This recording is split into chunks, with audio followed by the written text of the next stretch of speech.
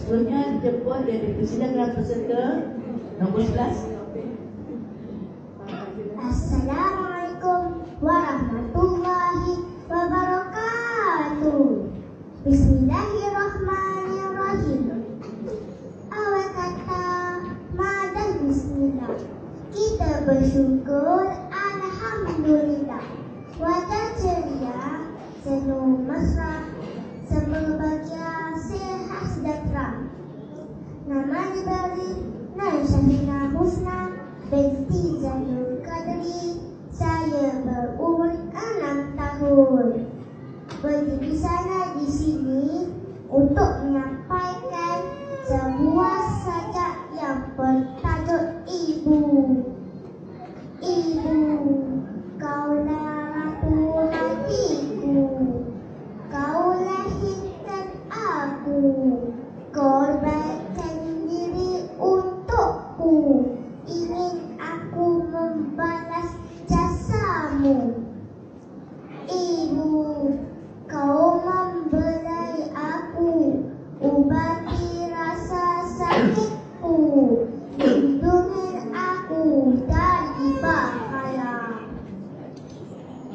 Ibu, rasa sakitmu ingin aku gantikan dengan canda dan senyuman.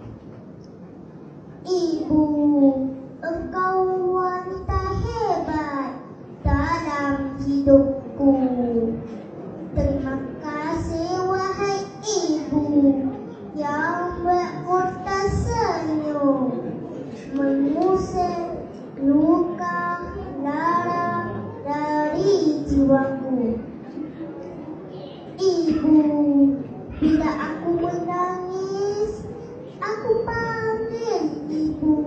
Bila aku lapar, aku panggil ibu.